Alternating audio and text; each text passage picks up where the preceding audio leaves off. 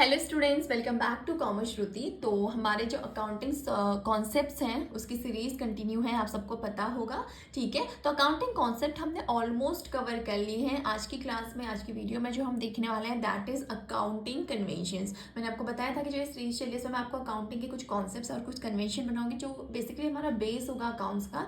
वो जब आपका बेस क्लियर होगा तभी आप आगे बहुत क्लैरिटी के साथ अपनी चीज़ें कर पाएंगे। ठीक है, तो कॉन्सेप्ट्स हमने ऑलमोस्ट सारे कवर कर लिए जो कि इंपॉर्टेंट थे। अब हमारी बारी आती है किसकी, कन्वेंशंस की। तो अकाउंटिंग कन्वेंशंस में जो पहला हमारा कन्वेंशन हम पढ़ने वाले हैं आज, दैट इज कंजर्वेटिज्म। ठीक है, पहला कन्वेंशन क्या कहता है, that is convention of conservatism. इसको हम क्या बोलते हैं, कन्वेंशन ऑफ प्रूडेंस भी इसको बोला जाता है। अब देखो, ये जो कन्वेंशन है ना, ये सिंपल टर्म्स में क्या बोलता है, पॉलिसी ऑफ प्लेइंग सेफ। ये कन्वेंशन हमें ये बोलता है, इसका मेन ही मतलब क्या है, इसको ऐसे ही आप याद रख सकते हो कि पॉलिसी ऑफ प्लेइंग सेफ। अब पॉलिसी ऑफ प्लेइंग सेफ से क्या मतलब है, इसका मतलब ये है कि ये कन्वेंशन कहता है कि रिकॉर्ड या हाँ, all the anticipated losses are to be recorded while all anticipated incomes are not to be recorded या are not to be included. जैसे कि मैंने यहाँ पे लिखा है कि according to this convention accountant follows the rule. क्या रूल फॉलो करता है, anticipate no profit but provide for all possible losses. समझ में आई चीज, मतलब ये कन्वेंशन हमसे सिर्फ इतनी चीज बोलता है कि अगर आपको ऐसा लगता है कि इन केस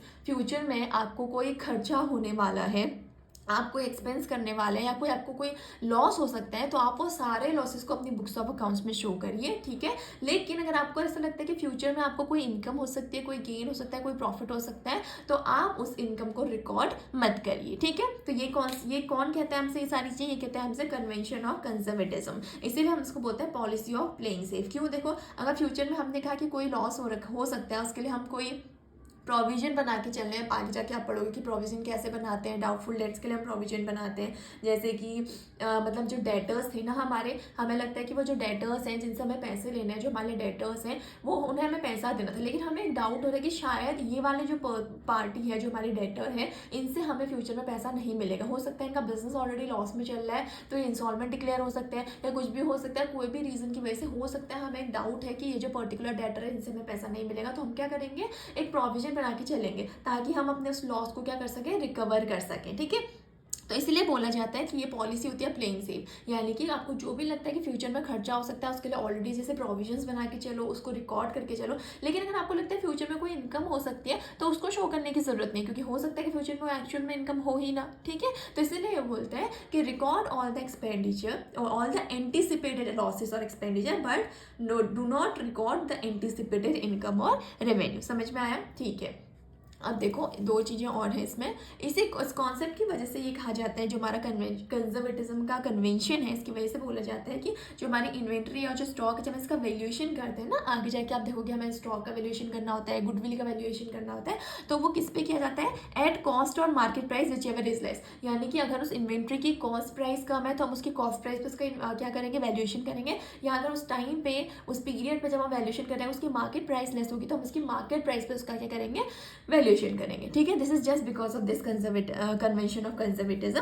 और एक और चीज जो मैंने अभी आपको ऑलरेडी बताया कि जो प्रोविजन है made for the possible bad and doubtful debts out of current years profit. ठीक है, जो हमारे करंट ईयर में प्रॉफिट हो रहा है, हम उससे ही क्या करते हैं, अपना प्रोविजन बना के चलते हैं। किसके लिए, जो बैड डेट्स है या फिर जो फिर हमें डाउटफुल डेट्स है, यानी कि जो ऑलरेडी हमारे डेटर्स ऐसे थे जिनसे अब तो पैसा मिल ही नहीं सकता, वो इंस्टॉलमेंट डिक्लेयर हो चुके हैं, या फिर जो ऐसे डेटर्स जिनमें अभी उसमें डाउटफुल है, डाउट है, दे आर डाउटफुल डेट्स की मतलब मिल भी सकता है, नहीं भी मिल सकता है, तो उनके लिए हम क्या करते हैं, प्रोविजन बना के चलते हैं। ठीक है, ओके, इसका इफेक्ट क्या पड़ता है, जैसे कि हम प्रोविजन बना के चल रहे हैं, करंट ईयर के प्रॉफिट में से मैंने प्रोविजन बना के वहाँ पे शो कर दिया कि मेरा प्रोविजन है for the doubtful debts, for the bad debts. तो इसका इम्प्लीकेशन, इसका जो इफेक्ट पड़ता है वो ये पड़ता है ना कि जो हमारा प्रॉफिट एंड लॉस अकाउंट हम बनाएंगे ना, उसमें हमारे बिजनेस का प्रॉफिट कम शो होता है। ठीक है, तो ये इसका क्या पड़ता है, इसकी वजह से इम्पैक्ट पड़ता है।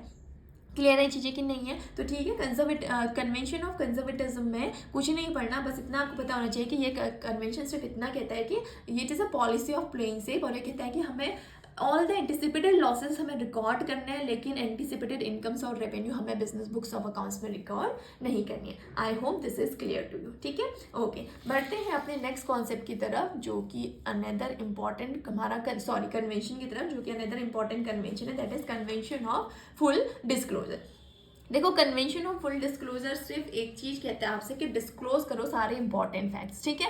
क्योंकि आपको पता है कि हमारे जो बिजनेस है उसमें जब भी हम बुक्स ऑफ अकाउंट्स बना रहे हैं, जो भी हमारे स्टेटमेंट्स बन के आते हैं, उसमें सिर्फ हमारे हमारे कुछ यूजर्स होते हैं जो उन स्टेटमेंट पे इंटरेस्टेड होते हैं। कुछ इंटरनल यूजर्स होते हैं, कुछ एक्सटर्नल यूजर्स होते हैं, ठीक है। तो इसीलिए ये चीज़ मैंडेटरी होती है कि हम सारे इंपॉर्टेंट फैक्ट्स को डिस्क्लोज करें, ताकि जो भी पार्टी या जो भी पर्सन, कोई इन्वेस्टर, कोई क्रेडिटर हमारे बिजनेस में इन्वेस्ट करने में इंटरेस्टेड है, तो वो हमारे फैक्ट्स के बेसिस पे, कंपनी के फैक्ट्स, कंपनी की परफॉर्मेंस के बेसिस पे हमारी कंपनी में क्या कर सके, हमारे बिजनेस में इन्वेस्ट कर सके। तो इसीलिए बोला जाता है, जो कन्वेंशन ऑफ फुल डिस्क्लोजर है वो कहता है कि वी नीड टू डिस्क्लोज, या business need to disclose all the important facts, सारे इंपॉर्टेंट फैक्ट्स को डिस्क्लोज करना चाहिए, ठीक है। यहाँ पे बोला है कि according to this convention accounting report should disclose fully and fairly information. और आपको कोई भी ऐसी अनफेयर इन्फॉर्मेशन अपने बुक्स ऑफ अकाउंट्स में शो नहीं करनी है, सारी फेयर इन्फॉर्मेशन शो करनी है और सारी फुल इन्फॉर्मेशन डिस्क्लोज करनी है, जो कि क्या हो, जो हमारे इन्वेस्टर्स हैं उनके लिए यूजफुल रहेगी।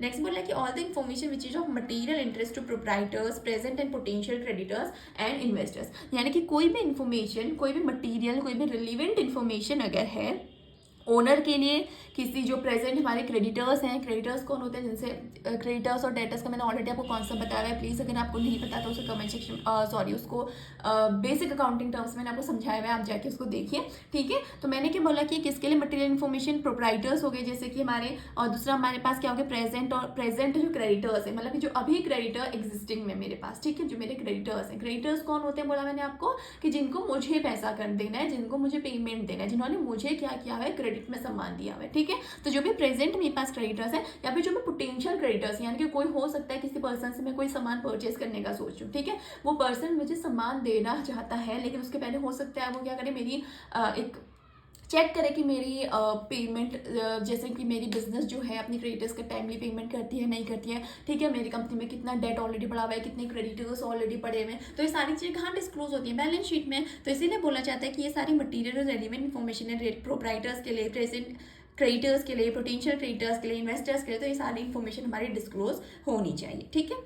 अब देखो, कंपनी एक्ट जो 1956 है वो क्या बोलता है कि कंपनी एक्ट 1956 से बोलते हैं कि it is not only required that the income statement and balance sheet of a company must give a true and fair view of the state of affairs of company, but it also gives the prescribe form in which this statement have to be prepared, ठीक है। तो इसमें ये बोला जाता है कि it is not only, मतलब कि सिर्फ इतनी ही रिक्वायरमेंट नहीं है हमें कि हमें सिर्फ इनकम स्टेटमेंट या फिर बैलेंस शीट ही शो करनी है किसी कंपनी की, जो कि ट्रू और फेयर वैल्यू शो करते हो कंपनी की, बट वहाँ पे एक प्रिस्क्राइब फॉर्मेट भी गिवन है कहाँ पे, हमारे कंपनीज एक्ट 1956 में, कि कैसे इन स्टेटमेंट को बनाया जाना चाहिए, कैसे हमारे इनकम स्टेटमेंट और बैलेंस शीट को true and fair value show करनी चाहिए, और क्या करनी चाहिए, मटीरियल इन्फॉर्मेशन जितनी भी है उनको डिस्क्लोज करना चाहिए। वही चीज़ कह रहे हैं कि company act 1956 not only requires that the income statement and balance sheet of a company must give a true and fair view of the state of affairs of a company, but it also gives the prescribe form in which the statement have to be prepared. यानी कि proper एक format बना हुआ है कि किस according आपको अपने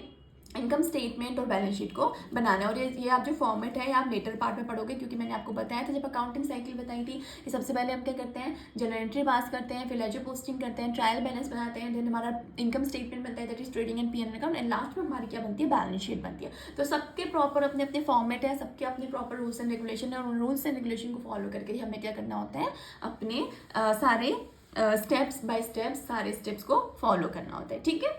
ओके तो एक और चीज़ यहाँ पे इंपॉर्टेंट है जो कि फुल डिस्क्लोजर बताया, that is help of foot notes. यानी कि जो भी हम इंपॉर्टेंट फैक्ट्स को डिस्क्लोज कर रहे हैं ना, उसमें हम फुट नोट्स की हेल्प ले सकते हैं। मैंने लास्ट वीडियो में भी आपको बताया था कि फुट नोट्स क्या होते हैं, जो हम बैलेंस शीट के नीचे शो करते हैं, ठीक है। अब जैसे कैसे इंपॉर्टेंट फैक्ट यहाँ पे डिस्क्लोज किया जाता है फुट नोट्स में, जैसे मार्केट वैल्यू ऑफ इन्वेस्टमेंट का, अगर कोई हमने इन्वेस्टमेंट किया था तो उसकी मार्केट वैल्यू अभी क्या चल रही है, ठीक है। दूसरा बोलता है कि changes in the method of charging depreciation, जैसे कि हमने कंसिस्टेंसी कॉन्सेप्ट में पढ़ा था कि वी शुड मतलब एक पीरियड से दूसरे पीरियड तक we should stick to one particular method of charging depreciation. Like if we are charging if you are following the method, कौन सा मेथड फॉलो करना है, स्ट्रेट लाइन मेथड फॉलो करना है, डेप्रिसिएशन चार्ज करना है, तो हमें वही मेथड फॉलो करना चाहिए। ऐसा नहीं कि बहुत कंसिस्टेंटली हम चेंज करते जा रहे हैं, कभी स्ट्रेट लाइन मेथड, कभी return down value method. But हाँ, in some scenario in case you are changing the method of charging depreciation, तो आपको उसे फुट नोट्स में शो करना पड़ेगा अपने बैलेंस शीट में कि लास्ट टाइम तक हमने स्ट्रेट लाइन मेथड फॉलो किया था, अब हम return down value method follow कर रहे हैं फॉर चार्जिंग डेप्रिसिएशन, ठीक है। और वैसे ही फुट नोट्स में हमें क्या शो करनी होती है, कंटीजेंट लायबिलिटी।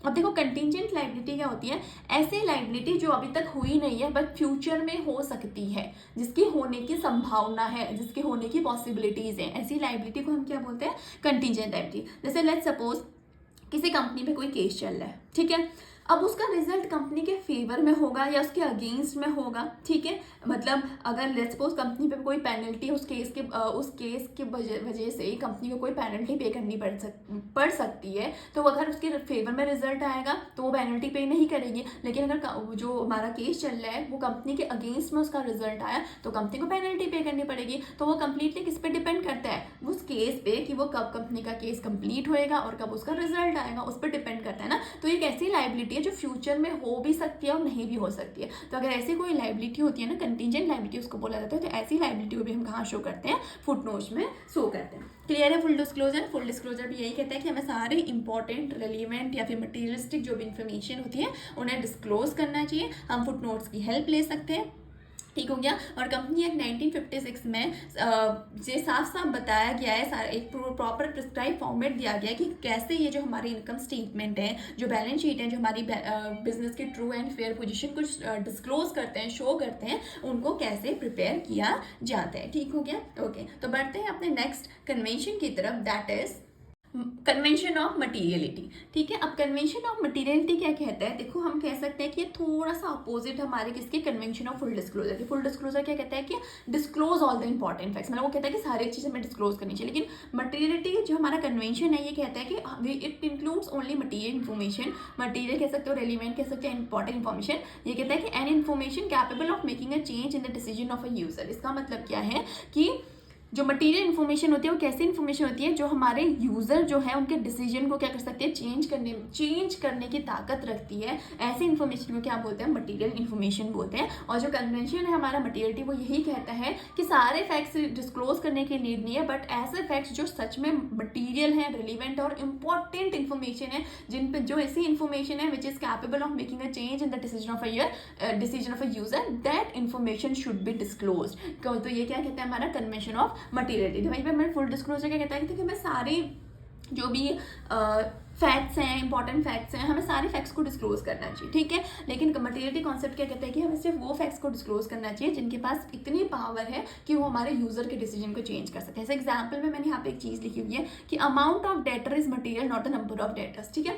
मेरे बिजनेस में कितने डेटर्स हैं ये उतनी रेलिवेंट इन्फॉर्मेशन नहीं है, बट ये रेलिवेंट इन्फॉर्मेशन है कि उन डेटर्स, जो हमारे डेटर्स हैं उनकी अमाउंट क्या है। समझ में आई चीज़ कि मुझे कितना पैसा उन डेटर्स से मिलने वाला है, that is the material information. क्योंकि देखो फैक्ट तो दोनों है कि अमाउंट ऑफ डेटर यानी कि कितने डेटर्स मेरे बिजनेस पड़े हैं और कितने नंबर ऑफ डेटर्स पड़े हुए हैं, लेकिन दोनों में से भी मटेरियल इन्फॉर्मेशन क्या है हमारे पास कि अमाउंट ऑफ डेटर्स, कि कितना पैसा मुझे डेटर्स से अभी मिलना बाकी है, कितना पैसा मेरा फंसा पड़ा हुआ है जो कि मुझे कलेक्ट करना है, ठीक है। तो ये क्या बोलते हैं हमारा कन्वेंशन ऑफ मटीरियलिटी, ठीक हो गया। तो हमने आज क्या पढ़ा, आज की वीडियो में हमने 3 कन्वेंशंस पढ़े। सबसे पहला हमारा क्या था, कन्वेंशन ऑफ कंजर्वेटिज्म, जिसको मैंने आपको बताया कि कन्वेंशन ऑफ प्रूडेंस भी बोलते हैं। नेक्स्ट हमने पढ़ा convention of full disclosure and at the end हमने पढ़ा क्या, कन्वेंशन ऑफ मटीरियलिटी। तो टोटल 3 कन्वेंशंस ही हमें इस वीडियो में कवर करने थे और टोटल आपके अकाउंट्स में भी 3 कन्वेंशंस ही हैं। तो ये 3 कन्वेंशन मैंने आपको बता दिए। अगर आपको नहीं समझ में आया, कोई भी प्रॉब्लम हुई तो प्लीज़ कॉमेंट सेक्शन में बताइएगा,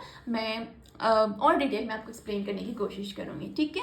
तो आज के वीडियो को यहीं पे एंड करते हैं। नेक्स्ट वीडियो में हम नए टॉपिक के साथ फिर से आएंगे और नई नई चीज़ें सीखेंगे। बेसिक्स तो ऑलमोस्ट मैंने आपको थ्योरी जो पोर्शन है जिसमें बेसिक अकाउंटिंग टर्म्स हो गए, आपके अकाउंटिंग कॉन्सेप्ट्स हो गए और अकाउंटिंग कन्वेंशन ऑलरेडी कवर करवा दिया है, बहुत सारे टर्म्स कवर करवा दिए जो कि आपके आगे जैसे जैसे आप अकाउंट्स करते जाओगे उसमें बहुत यूज़फुल होने वाले हैं। तो वो सारे मैंने टर्म्स आपके कवर कर दिए। अगर आपने नहीं प्रीवियस वीडियोस देखी तो प्लीज़ जाके वीडियोस देखिए, क्योंकि बेस स्ट्रॉन्ग होना बहुत इंपॉर्टेंट है। जब तक बेस स्ट्रॉन्ग नहीं होगा आप अकाउंट्स में परफेक्ट नहीं हो पाओगे, ठीक है।